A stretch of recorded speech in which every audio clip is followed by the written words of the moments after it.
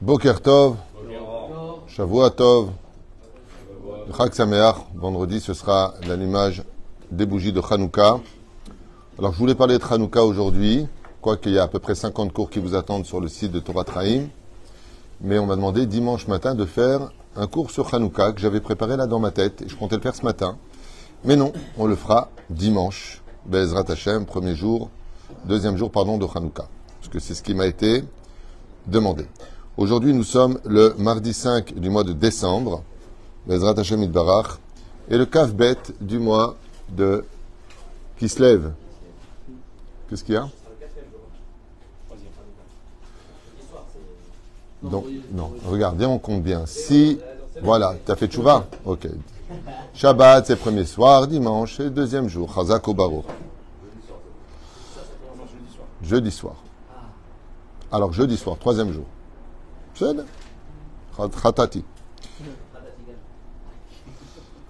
Cours acheté ce matin par Sarah Abenaïm pour l'élévation de l'âme de son oncle Chaim Ben Aïda Chaya, ainsi que pour la protection de tous nos Chayalim et libération de tous nos Jvouim, Chatoufim, nos otages, Be'ezrat Hashem, que le mérite de notre Torah Yagan Alehem. On pensera à la Refouach Lemach, la Meira ou Briut Etana, d'une enfant de 3 ans qui a besoin de vos prières, Liv, Rachel Bat Esther, Achlama Meira Be'ezrat Hashem, Fren pour la Refouach Lema de tous les malades d'Israël, Moratim Yagdosha Bateora, toute notre liste, les Nushmat Kol Mete Israël, ou Fren Mazal Tov Yivlim Bat Alice Mishpachat Ben Shabbat, Roi Hashem Tenachena Began Eden. Et raison que chaque mot de cette étude y allait Et Nishmato Shel Chaim Ben Aïda Chaya. Et il donne une grande Atzlacha Valvacha pour Sarah Abenaïm, qui a acheté donc ce shiur. Alors, je t'écoute. Ta question. La première question c'était si Dieu il a tout, qu'est-ce qu'il a besoin de nous? Donc, si Dieu est si parfait, pourquoi il aurait besoin de l'homme? C'est ça ta question. Et tu m'as dit que tu as une autre question aussi à me poser. La deuxième question, c'était si le Talmud il est écrit par les hommes, qui prouve que c'est vrai? Tout ce qui est écrit là-bas. Si le Talmud a été écrit par les hommes, qui prouve que donc tout est vrai, surtout que personne n'est d'accord avec l'autre. C'est ça. Toi, je te rajoute de l'huile sur le feu. Hein, c'est très intéressant. Ok, on va essayer de développer en chiour cette question-là qui a déjà été développée à Emet, mais on va essayer de revenir dessus. Spinoza aurait été très heureux, Hirsch aussi, aurait été très heureux d'être présent pour te dire, ben justement, nous, c'était nos questions. Les philosophes se sont beaucoup pensé sur cette question-là, que l'existence de Dieu est un point d'interrogation de par lui-même, parce qu'il a besoin de créer des créatures. Et donc, si le besoin existe, c'est que le manque est présent, et si le manque est présent, en quoi il est Dieu? Un petit peu le rebondissement de cette grande question historique sur laquelle l'humanité se pose des questions. Et d'ailleurs, ce qui a provoqué un élan sur l'idolâtrie est venu du fait que si Dieu nous a créés, c'est pour le servir. Et donc, c'est parti dans tous les sens, absolument dans tous les sens, dans le sens où la première idolâtrie qui a été créée par l'humanité selon le Talmud, c'est celle de Enoch, donc Hanoch, qui ont estimé que Dieu était tellement grand et parfait qu'il fallait servir ses ministres, c'est-à-dire le soleil et la lune. Donc c'est un petit peu comme ça que l'idolâtrie a commencé à exister, d'une bonne intention à la base, comme on l'a vu avec Rabbi Yoshua et l'empereur, quand il lui dit « montre-moi Dieu », il lui dit « viens demain matin à midi et tu le verras », il voit le soleil, il ne peut pas le regarder droit dans les yeux, il lui dit « tu n'arrives pas à voir un serviteur de Dieu, tu veux voir le roi lui-même ». Donc on a vu que quelque part, la création, la nature sert le créateur du monde et exprime le travail de l'artisan, puisque c'est un chef-d'œuvre qui a été créé quand on voit la Terre, surtout au milieu de l'espace, comme ça, dans la galaxie dans laquelle nous vivons, qui est une galaxie assez exceptionnelle, même s'il y en a d'autres, et ce jusqu'à des milliers. Bémet Shela Tova, pourquoi Dieu a créé Bémet l'homme? Alors, cette question-là, elle demanderait beaucoup de temps pour l'expliquer, mais je vais essayer d'aller directement au but par rapport à cela. Quand on est Dieu, en quoi sommes-nous Dieu alors que nous sommes Dieu? Qu'est-ce qui définit Dieu? Ce qui va définir Dieu c'est son existence. Mais son existence, il n'a pas besoin de boire, de manger, d'infini, il n'a pas besoin de respirer, il n'a pas besoin d'exister, puisqu'il a créé l'existence, il a créé la définition, il a créé tout. Donc, quelque part, s'il est l'absolu de tout, et qu'il est complet de tout, et que rien ne lui manque, parce qu'il a toujours existé, il a créé le temps. Le fait qu'on entend des fois des enfants qui posaient une fameuse question en disant « Mais qui a créé Dieu ?» Mais avant. Mais le avant est une invention de Dieu.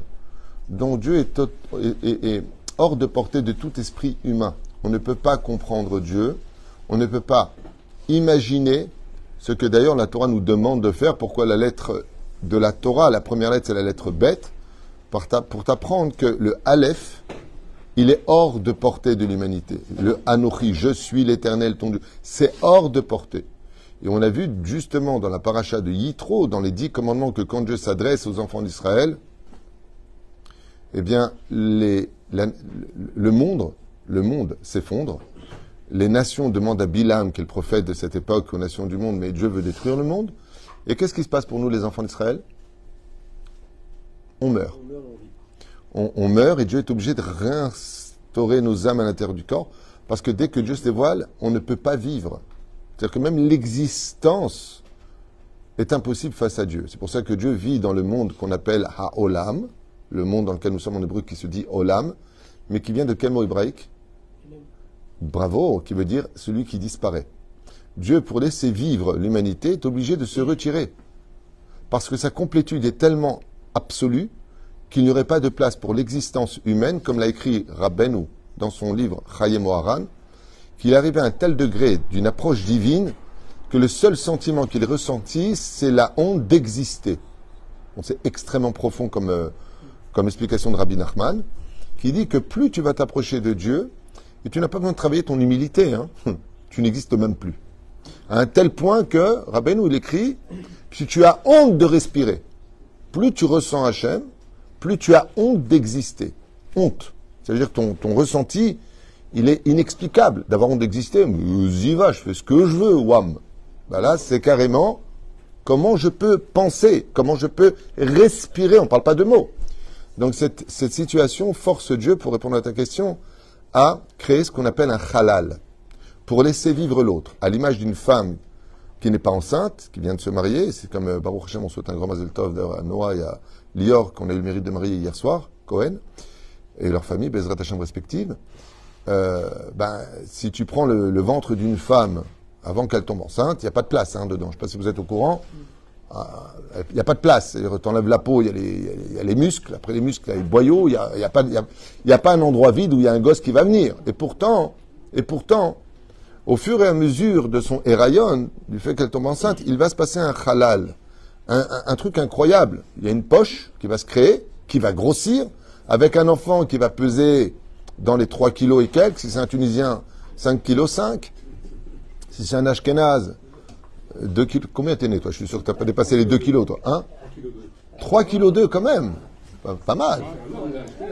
Ah oui. Donc 3 kilos 2. Mais c'est quand même pas mal d'avoir 3 kilos 2 plus la poche, plus l'eau amniotique. C'est-à-dire que quand on voit le ventre de la femme, mais où ça se trouve? Comment ça s'est créé? Eh bien, le héraïon d'une femme, le fait de voir une femme qui tombe enceinte, vient nous expliquer qu'elle est obligée de faire abstraction de sa complétude pour laisser naître la vie. Donc, si Dieu existe et qu'il est complet, pourquoi il a créé l'homme? Parce qu'il a un manque. C'est la devise des philosophes, justement, à propos de la définition de Dieu. Il y a une différence entre laisser vivre l'autre et avoir un manque. Et c'est là qu'est tout le vice, d'une certaine façon, de la question. C'est-à-dire que maintenant, je te donne un exemple. Moi, je suis très bien là où je suis, sur mon fauteuil. Un enfant vient me voir et me dit « Je suis fatigué, est-ce que je peux m'asseoir ?» Je vais lui dire « Je me pousse, viens. » Je suis obligé de me pousser pour le laisser s'asseoir. Ainsi donc, je suis obligé de créer le manque, si je peux me permettre de le dire de cette façon-là. Mais en réalité, je suis obligé de lui laisser une place d'existence. Et pour cela, étant donné que je remplis tout, puisque je suis tout, je dirais même que j'ai créé le tout, donc automatiquement, c'est traduit comme étant un manque. Alors que pas du tout. Akadosh Baruch Hu, Aya, Ove, Veillé. Le Créateur du monde, dans son humilité extrême, fait une place à l'humanité. Au niveau de l'idéologie, quel besoin? On retourne dans la question de Spinoza. Dans ce cas-là, quel besoin? Ok, tu laisses une place. Mais pourquoi tu as créé cet enfant qui dit hey, tu peux me faire une place près de toi? Cet enfant, il faut bien qu'il existe. La réponse est dans la définition de Dieu. Parce que d'être Dieu sans rien, tu es le Dieu de rien. Vous avez tout compris.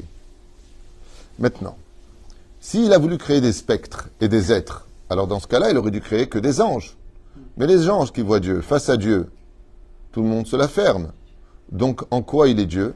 De par son émanation, je suis l'Éternel ton Dieu, et on est mort. Tout le monde est mort. Les 2 premiers commandements, il n'y avait plus personne.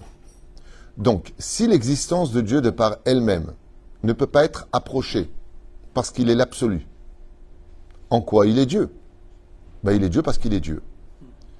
Mais maintenant, imagine que Dieu crée quelqu'un qui pourrait lui donner la possibilité de dire « Je ne sais pas si tu es Dieu ». Et puis en fin de compte, ferait teshuva, le fameux mot classique. Il se remet en question et comprend en réalisant que, vous savez que la meilleure définition du mot teshuva, c'est le mot créature. Parce que si tu es une créature, c'est que tu as un créateur. C'est-à-dire que de ma propre réflexion, je vais décider, de ma propre réflexion, si j'accepte l'idée de faire Dieu, Dieu ou pas. Et voilà que je dis, Hachem Melech, Hachem Malach, Hachem Imloch Leolam Vaed. Hachem Hu Ha-Elokim. Je me plie à l'idée conçue, due à une réflexion qu'on appelle la foi, que Dieu existe. Et le pire, dans un silence de mort. C'est-à-dire que tu pries Dieu, bah, tu n'as pas de réponse, donc Camillo, il n'y a pas. Hein. Il n'y a pas de réponse. Ça veut dire que tu vas prier Hachem, Hachem, aide-moi, tu es là en train de prier pour ton fils, pour te marier, pour une parnassa. C'est pas tu sors et t'as un faisceau de lumière que tu dis alors, puisque tu t'es adressé à moi, comme on le voit dans la Bible, c'est vachement sympa. Abraham, il parle à Dieu, Dieu lui répond, alors ça va, toi, t'as mangé des frites et tout, qu'est-ce que tu viens, mais c'est magnifique. Nous, on n'a pas ça. Nous, on prie, après on pleure un petit peu, puis après on dit, bon, si Dieu veut, ça va aller. Mais t'as pas eu de réponse. C'est-à-dire qu'un philosophe qui te chope après ta prière dit, alors qu'est-ce qu'il t'a dit Dieu? Tu peux pas comprendre, c'est un ressenti, tu comprends. C'est-à-dire qu'il y a une absence totale. Et cette absence totale vient de l'idée conçue de la création du monde à la recherche du Créateur. Ça s'appelle rechercher son Créateur. Dirshu et Hachem. Demander Dieu, chercher Hachem. Et là, le couloir qui mène à retrouver son Créateur, c'est les 3 piliers que Dieu nous a donnés au Har Sinaï, l'étude de la Torah, l'accomplissement des commandements et la prière, tout simplement. Ça veut dire que maintenant, je vais avoir une échelle, comme Yaakov, qui va Yvgaba Makom, il rencontre Dieu, qui s'appelle Makom, et il voit une échelle qui monte, avec des barreaux. Chaque barreau, c'est une ascension vers des mondes supérieurs. Et cette ascension-là, c'est-à-dire que le couloir qui va me permettre de rencontrer mon Créateur, c'est quand je vais accepter l'idée d'arrêter de penser. Donc c'est quand même incroyable, alors parce que l'homme a été créé pour penser, pour réagir, comme on voit dans le Talmud. C'est quoi le Talmud? C'est l'expression de la pensée qui va définir la Torah écrite, comment la vivre dans le monde réel, qu'on appelle la Torah orale. Parce que la Torah écrite ne nous donne pas d'informations du tout sur les 6 heures du lait et de la viande. C'est marqué nulle part dans la Torah. Comment doit être placée la mezouza? Est-ce que c'est le fronton du haut, à droite, à gauche? Est-ce que c'est le fronton extérieur, intérieur? Et qu'est-ce que c'est une mezouza? Est-ce que c'est carré, c'est rond? Et qu'est-ce qui a marqué dessus? Peut-être qu'il fallait mettre les 10 commandements. Qui t'a dit que c'était Shema, Ve'afta et Ve'aya? D'accord? Les tfilines, c'est marqué nulle part qu'ils doivent être noirs. La Gemara dans Shabbat nous dit Xera. C'est un Xera Moshe Ber Sinaï, mais peut-être qu'ils auraient dû être roses. Tellement pastel, blanc. Allez, blanc, des tfilines blancs. Le cheval blanc, là, tu as des tfilines blancs. C'est magnifique. D'accord? Et qui t'a dit qu'il ne faut pas mettre un diamant? Si c'est si élevé que cela, alors pourquoi tu me mets 3 poils de veau qui rappellent la faute du veau d'or sur les tfilines? Qui a dit une chose pareille? Qui a dit que les lanières doivent être noires? Qu'est-ce que tu en as à faire si elles étaient marron comme le cuir, très souvent est vendu? Donc, si on n'a pas la Torah orale, et le pire, qui t'a dit qu'il ne faut pas mettre les tfilines le Shabbat? Allez, question bête. Il faut savoir qu'à l'époque des Tanaïm, il y en a qui mettaient les tfilines aussi pendant le Shabbat. Mais nos Chachamim ont décidé par rapport aux trois piliers qui sont le Rambam, le Rif et le Rosh, par rapport au Shulchan Aruch qui va définir en fin de compte, parce que c'est le Shulchan Aruch qui fixe nos lois et pas le Talmud. Quand j'entends des gens qui disent, ouais, mais il y a marqué quand même dans le Talmud, mais le Talmud, il fixe pas d'halachot. Le Talmud ne fixe pas d'halachot, faites attention à ça, tu peux pas fixer les halachot du Talmud. C'est dans les Rishonim Acharonim qu'on retrouvera le domaine de l'halacha, même si à l'époque, chaque Tana avec sa Keila pratiquait ses mitzvot à son niveau à lui, ce qui fait que ça différencie qu'on appelle la tradition. Mais en réalité, tous ces penseurs juifs ne disent rien qui vienne de leur réflexion personnelle. Et c'est pour ça qu'ils sont obligés d'amener des références. Quand, par exemple, un Rishon, on va prendre un Rishon comme le Rambam, comme Rabbeinu Yonah, tous ceux qui ont existé comme Rashi. Mais sur quoi tu te bases pour dire ça? Il n'y a pas de pensée personnelle qui vient de l'homme. Rashi se base, on va prendre deux gros, vraiment références de Rashi. Rashi se base selon Rabbi Moshe Darshan, Midrash Tanchuma et la Gemara. C'est vraiment les trois grosses références de Rashi. D'accord? Il y en a d'autres. Mais vraiment, comme il le rappelle Rabbi Moshe Darshan souvent, donc c'est ces références. Rabbi Moshe Darshan, toi, d'où tu le sors? Du Talmud. Mais toi, le Talmud, d'où tu le sors? Des Tanaïm. Et les Tanaïm, d'où vous le sortez? Des Zougot. Et les Zougot, d'où ils les sortent? De la Knesset Agdola. D'accord, mais la Knesset Agdola, d'où ils le sortent? Mais des Nevi'im. Et les Nevi'im, la Knesset Agdola, non. Ils le prennent de Yoshua Binoun. Et Yoshua Binoun, d'où il le prend? De Moshe Rabbeinu. Et toi, Moshe Rabbeinu, d'où tu le prends? De Dieu lui-même. En réalité, juste que vous sachiez, comme on l'a vu avec Othniel ben Kenaz, quand Yoshua Binoun rentre, 3000 halachot sont oubliés jusqu'à ce qu'est venu Othniel ben Kenaz et qui les a ramenés, rappelés. Ce qui fait que ce que nous recevons, quand le dit la Torah, combien de Torah ont été données du Har Sinaï? 2 Torot. La Torah le dit, Shte Torot. Rashi dit, Torah Shibirtav et Torah Sheba'al Peh. En réalité, ce n'est pas une invention des hommes, le Talmud. C'est tout simplement que la Torah écrite a été donnée pour être écrite, le Sefer Torah. Et comment s'appelle le Torah, rappelez-moi? La Torah orale. Et si c'est oral, ça veut dire que ça ne doit pas être écrit. Chazakou Baruch, c'est pas écrit. Et jusqu'à quelle époque la Torah orale ne s'enseignait que de façon orale? Jusqu'à la fin de l'époque de la 5e génération des Tanaïm, jusqu'à Rabbi Yehuda Hanassi, qui est un petit peu entre les deux, avec Rabbi Yochanan de Jérusalem. Ouais. Et à ce moment-là, qu'est-ce qu'il a fait Rabbi Yehuda Hanassi? Étant donné qu'il a vu que la Torah commençait à s'oublier, la transmission, parce qu'on était en train de s'assimiler avec les Romanus, les Romains, qu'est-ce qu'il a fait?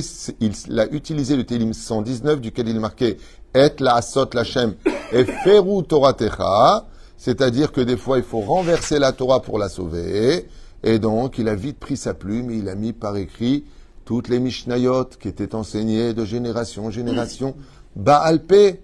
Donc quand Rabbi Yehuda Hanassi va commencer à créer le socle de la Torah orale, qui sont les Mishnayot, ensuite sur lequel il y a voulu l'Iklabesh Agmarot, c'est-à-dire les commentateurs qui vont essayer de définir, de décortiquer chacune des puissances codées dans chaque Mishnah, de comment la comprendre, Marloket Hillel veShamai, Shmaya ve'Avtalion, veChanal ze'aderech, et ainsi de suite. Ils vont mettre par écrit cette Torah orale, qui d'ailleurs, je le rappelle pour ceux qui ne le savent pas, est considérée comme étant un jour noir pour le peuple d'Israël. Comment on a pu mettre la Torah orale par écrit? C'est un échec. C'est un échec. Et c'est pour cela d'ailleurs que les feuilles, c'est incroyable, parce que quand on avait la Torah orale qui était transmise, ben on la transmettait par le roi, par la parole, ouais, elle était fluide. Mais quand tu l'as mis sur des livres, les livres viennent de quelle matière, appelez-moi? Hein, les livres viennent de la vache. Ok, bon, mais chez moi, ils viennent de l'arbre. Chacun ses planètes. Hein. Je ne sais pas de quelle planète tu viens, mais en tout cas, nous, on fait des feuilles de livres à partir d'arbres. Hein. Je ne sais pas si vous êtes au courant, mais ça vient d'un arbre. Et c'est pas pour rien que ça vient d'un arbre. C'est tout simplement que, comme le disent les Mekoubalim, la Torah orale vient du Etz Hadaat maintenant.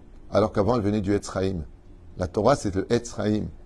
Et c'est pour cela que maintenant qu'elle vient du Etz Hadaat, Tov Vara, elle est empreinte de Mahloket. Elle est empreinte de conflit. Parce que dedans, il y a le bien et le mal, Pérouche Davar, que maintenant, il va y avoir des divergences d'opinion sur cette fameuse Torah. Ce qui fait que la question que tu poses en disant ouais, mais enfin bon, le Talmud a été écrit, les halachot ont été écrits par les hommes, c'est la plus grosse gourde que l'on peut poser comme question, vraiment la plus grosse gourde, sauf si on n'a pas compris d'où venaient ces références. Je rappelle que le Rambam, qui a écrit le Mishneh Torah, Yad HaChazaka, son livre a été brûlé et rebrûlé et rebrûlé parce que c'était un livre qui n'avait pas de référence. Et on considère, écoutez bien, parce que c'est quand même vachement important, dans la Torah, on considère que celui qui écrit un livre sans donner les références est un koffer. C'est un homme dangereux, il est interdit d'étudier ses livres. D'où tu sors une chose pareille? Sur qui tu t'es basé? Qui, au-dessus de toi, dans la transmission, qui remonte jusqu'à Moshe Bar Sinaï, première Mishnah de Masechet Avot, Moshe Kibel, Torah Sinaï, il a reçu toute la Torah du Sinaï, tout, absolument tous les commentateurs, toutes les Gmarot, toutes les Halachot, toutes les Agadot, toutes les Sifra, Akol ou Kibel, ok? Umsara, Masoret, Umsara, les Yoshua, et ensuite, on arrive jusqu'à aujourd'hui. Prenez n'importe quel livre devant vous. Prenez les halachot du Rav Ovadia Yosef. Ok? Vous avez, par exemple, dans son shoot, il y a Bia Omer. Vous avez une question qui fait une ligne. Vous avez une réponse du Rav Ovadia qui fait 2 lignes. Et ensuite, vous avez quoi? Vous avez 5 pages en tout petit de référence. Ça veut dire pour répondre les 2 lignes de la réponse qui donne à la halakha qui est posée, le Rav Ovadia recommence-toi à partir des Mishnayot, des Gemarot, ensuite des Rishonim, des Acharonim, des Deot qui ont été donnés de chaque Rav. Ensuite, il comptabilise le nombre de majorités, combien il y a de Rav qui sont plus importants, par exemple, que les autres au niveau de leur notoriété. Ensuite, au niveau de Yachid Verabim, Alacha Kerabim, on a une grande partie des poskim qui disent que c'est permis, une minorité qui disent que c'est interdit. Yachid Verabim, Alacha Kerabim. Donc, on va selon la majorité.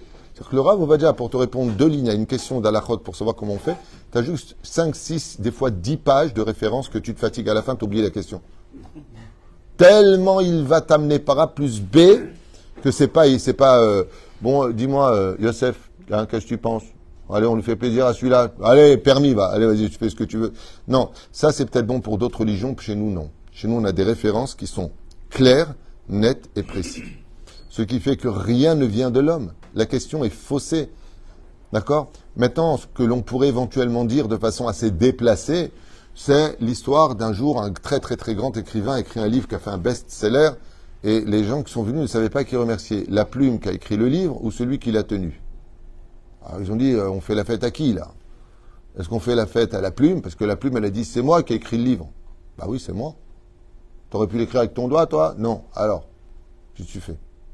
Alors, qui est? Vous avez remarqué que l'écrivain, je ne sais pas si vous connaissez, mais les écrivains, ils ont souvent une espèce de mina comme ça, de tradition, que quand ils ont eu cette idée d'écrire leur livre, cette plume, elle leur porte bonheur, ce stylo, et c'est avec ça qu'ils font la dédicace.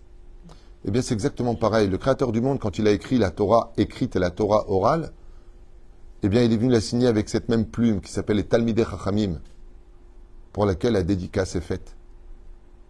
Ce qui fait que nos Chachamim sont des plumes du Créateur. Ils ne sont pas ceux qui se prennent pour des créateurs et qui inventent des choses. Parce que s'ils les avaient inventées, vous comprenez bien que jusqu'à aujourd'hui, posez-vous juste une question. Nous sommes à peine réellement 9 millions de juifs sur terre, peut-être 10 au grand maximum. Comme je l'ai dit dans mon chiour, le peuple d'Israël est peut-être le plus petit des peuples, mais on est la plus grande famille de l'humanité. Ou frère, posez-vous la question.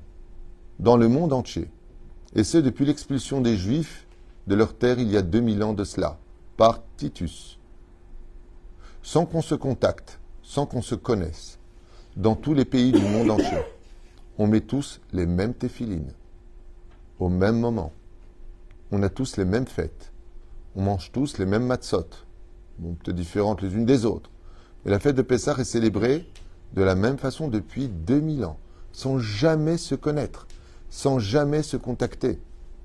Moi, je me rappelle qu'une fois à l'aéroport, on était vraiment plusieurs juifs, mais très cosmopolites, de tous les pays, et personne ne comprenait l'autre. On était à Los Angeles, on devait faire Mincha, et bon, je ne sais pas qui il était, il y a des Ashkénazes, des Sfarad, il y avait aussi des personnes de couleur. Mincha. Ouais, Mincha. Ben, j'ai éclaté de rire parce qu'on était une 50aine, et quand celui qui est monté Chazan, il dit Idgad David Kadesh Rab. Amen. Amen, Yeheshem Rabba, et tout le monde. Amen, Yeheshem Rabba. On a les mêmes prières depuis 2000 ans. N'oubliez pas depuis combien de temps existent les autres religions. Et combien de choses sont différentes les uns et des autres. entre les protestants et les catholiques et les chrétiens et les physiciens et comment ça s'appelle les non, c'est luthérien. C'est les Tunisiens. Hein? C'est ce que je viens de dire. Luthériens, c'est les protestants.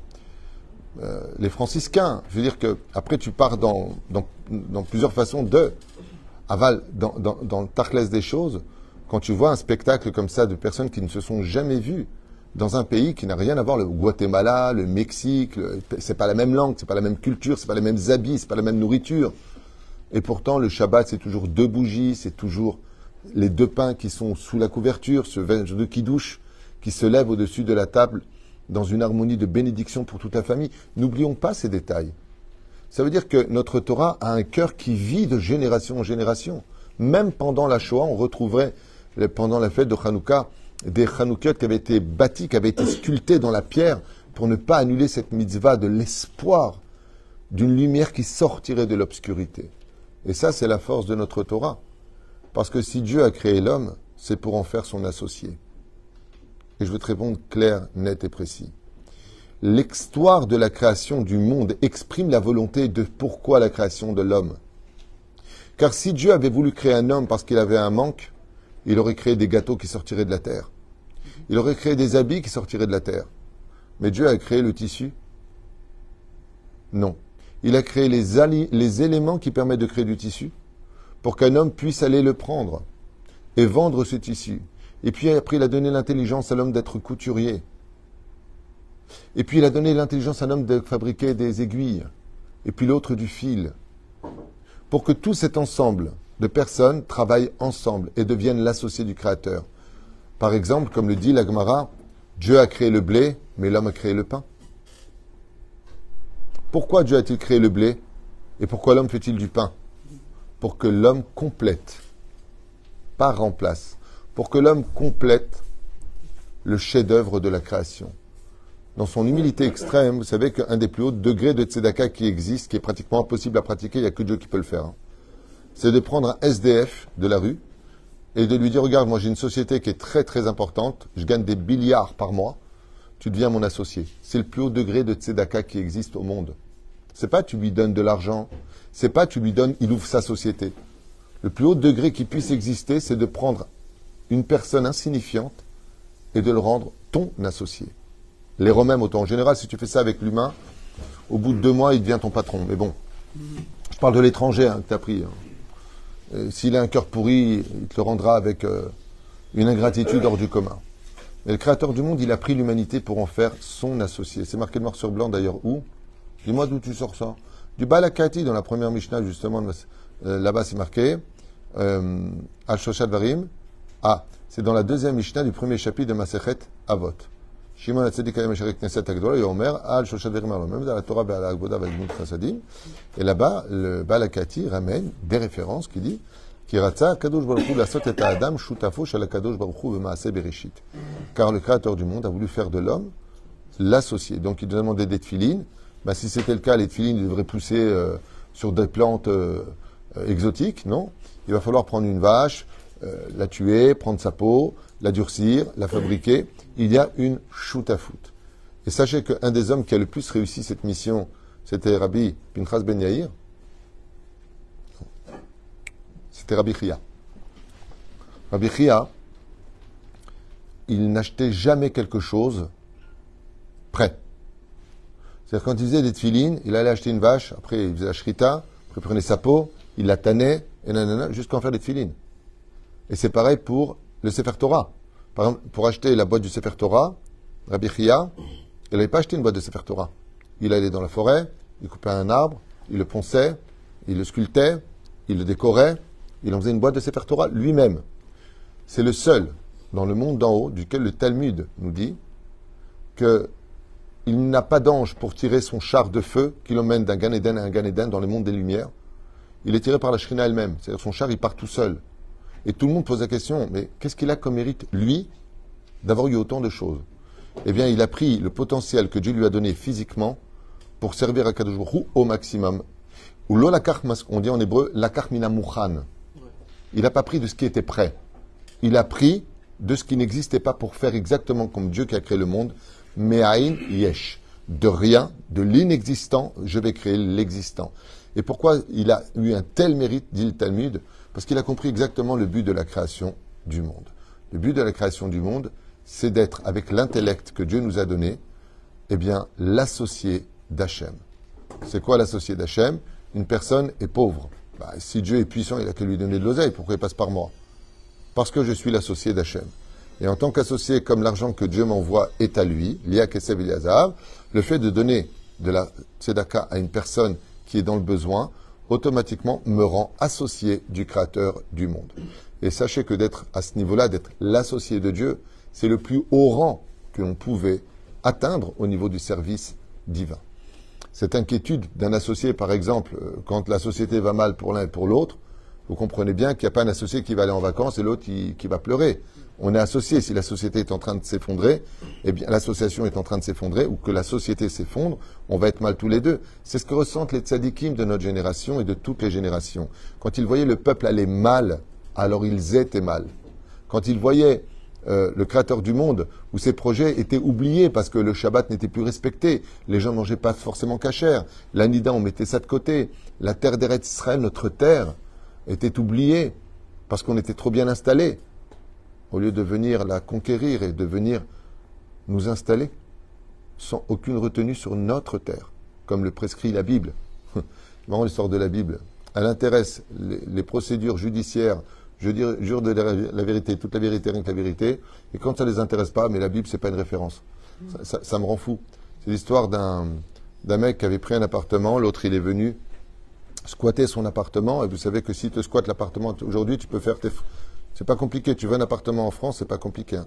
Tu attends que la personne aille travailler, tu rentres, tu casses les serrures, tu t'installes, tu changes les serrures, tu es chez toi. Il faudra 3 à 4 ans pour te sortir de l'appartement.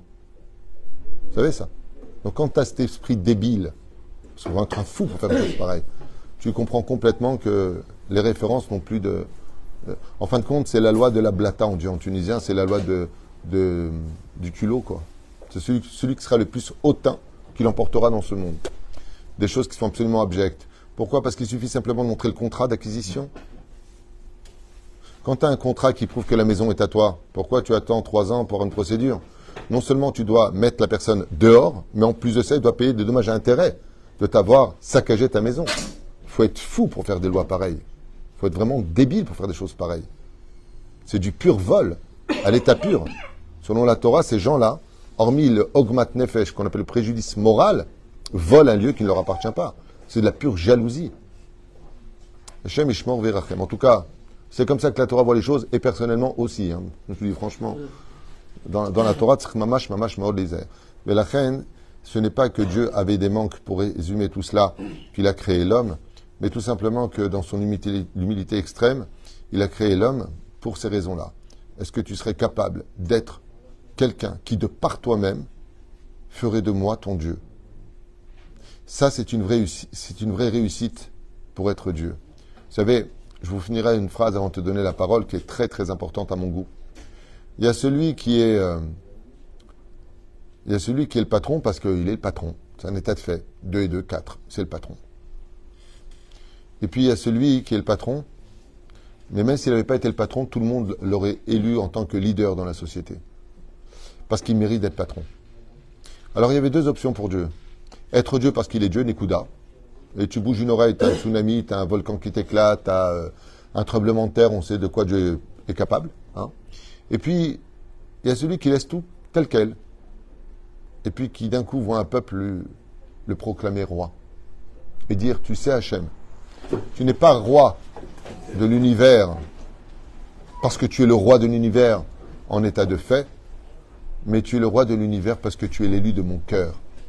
Et c'est pour cela que, comme je l'avais expliqué déjà dans un cours, qu'avait d'ailleurs très très mal compris par un musulman qui s'était permis de m'insulter sur les réseaux sociaux en disant « Regardez bien ce que dit ce rabbin, il en a fait des vidéos partout. » Ils prennent toujours des bribes de mes cours pour m'insulter ou faire des trucs, mais c'est pas grave. C'est pas grave, c'est pas important. C'est juste important de retenir ce que moi j'ai à vous dire. Non pas ce genre de choses. Car oui, dans la Torah, dans le judaïsme, dans la vraie religion, chez nous les juifs, Baruch Hashem, je t'abarre Shemo d'être juif et d'avoir la Torah. eh bien, le Créateur du monde ne veut pas une religion de peur, de mort. Tu fais pas, je te coupe la tête, tu fais pas, je te coupe les pieds, tu fais pas, je te coupe les bras, tu fais pas, je te clate, je vais te tuer, fils de machin, t'es mort. Dieu veut pas d'animaux. Ce genre de phrase, Dieu n'en veut pas. Ça n'intéresse pas. Si c'est tout placé selon un système dictatural, alors dans ce cas-là, Dieu n'aurait pas créé l'homme, il aurait créé que les anges. C'est les anges, il n'y a pas cette dimension de vouloir ou de ne pas vouloir. Mais dans la création, vous savez que les anges sont inférieurs aux hommes. Ils viennent du monde de la Yetzira, et nous venons du monde de la Beria. Donc les anges, depuis le don de la Torah, obéissent aux hommes et pas le contraire. Chez nous, les juifs. Après, chacun fait ce qu'il veut dans sa philosophie personnelle. Donc, ce que veut Akadosh Baruch Hu, ça ressemblerait à cette image tellement belle. Il y a celui qui dit « Tu dis pas bonjour à papa ?» C'est mignon. Tu dis pas bonjour à papa. Non, je parle pas de toi. Mon fils qui me dit bonjour. Tu dis pas bonjour à papa. Et puis, il y a celui qui, quand il rentre, t'as le gosse qui se lève de lui-même et qui court vers son père et qui ouvre les bras et qui l'embrasse de toutes ses forces et qui lui dit « Papa ». Qu'est-ce que vous préférez? Celui que le gosse a ignoré et que le père lui rappelle qu'il est son père et qu'il mérite un bisou? Ou est-ce que vous préférez le deuxième scénario? Le père rentre, le fils se lève de lui-même et court dans les bras de son père lui dire « Papa ». Je vous pose juste une question. Laquelle des deux vous préférez? Tout le monde? Eh bien, tout comme vous l'avez compris, c'est ce que veut Dieu. Si un homme n'est pas Shomer Shabbat, la Torah dit Chayav Mita, il meurt. T'es pas Shomer Nida, Karet. Pourquoi on ne voit pas ça de nos propres yeux?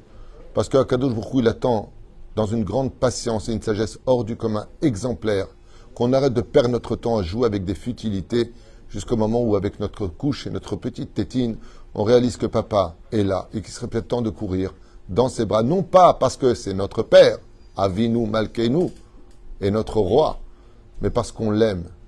Et un père préfère attendre quelques instants de voir son fils qui ne s'était pas rendu compte qu'il était là. Papa! Et il court vers lui. C'est ça que Dieu veut, pas du robotisme, pas de la crainte, tu fais pas, tu crèves. Mais non, ce que veut Akadosh Baruch Hu, c'est un cœur qui bat pour lui. Mais cette décision, c'est toi qui la prendras. Oui, deux questions, j'en pose simplement deux. Deux questions. Pour faire ce qu'il disait, pour savoir la tradition orale, elle s'est maintenue de génération en génération. Oui. Supposé, non pas supposé, il y a une ligne droite, qui est transmise de Moshe Rabbeinu jusqu'à... Tout à fait. Sans influence. Ça veut dire quoi, sans influence? Ils ont vécu dans les civilisations. Ok. J'aime bien l'image de Manitou qui disait, quand on achète un kéli, c'est un goï, tu dois le tremper. Et physiquement, on n'a pas changé. On a un nouveau sens à ce qu'on a reçu. Tout à fait. On va emprunter... J'ai compris, mais c'est quoi la question?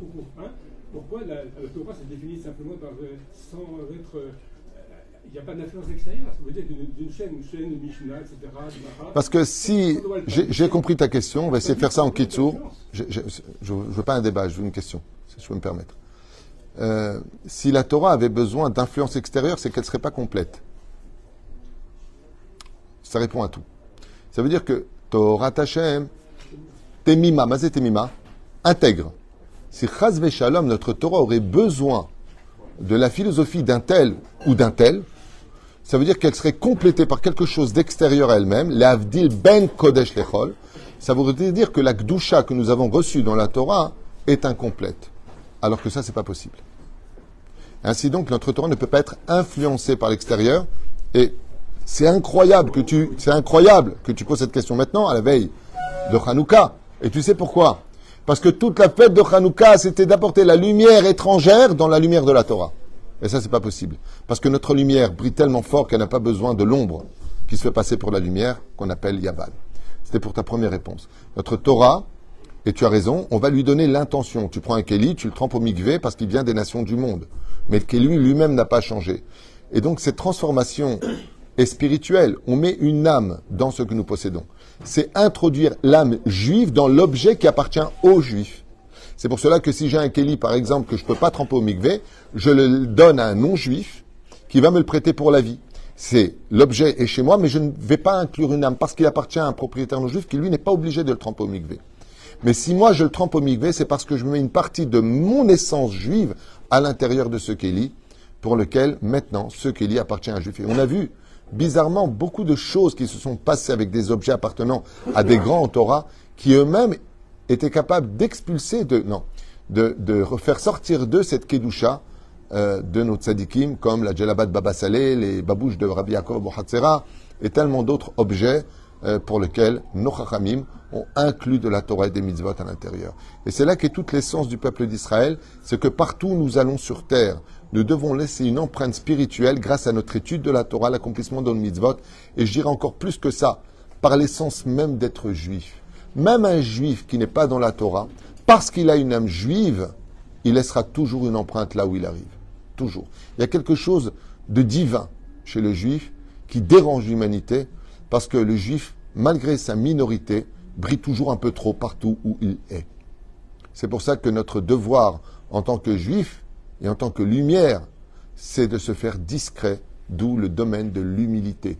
On a le droit d'être fier d'être juif, mais on n'a pas le droit d'écraser les autres sur notre judaïsme ou autre. C'est pour ça qu'on ne va pas chercher, nous, à convertir. On n'a pas de missionnaire chez nous. Tu veux te convertir, c'est à toi de faire tes preuves et d'attendre des années. Attention, la moindre erreur, sinon tu es remise en question. Pourquoi? Alors que tout le monde a des missionnaires. L'islam rêve de convertir l'humanité à l'islam. Nous, pas du tout. C'est un mérite d'être juif. Oh, qui tu es pour dire que tu veux être juif? Une fois, le Rav Kook, Zecher Tzadik, Kadosh Ibracha, il s'est assis étudier, le Rav Kook lui-même, Rabbi Avraham Tzrak Cohen Kook, pas le Rav Yehuda Kook.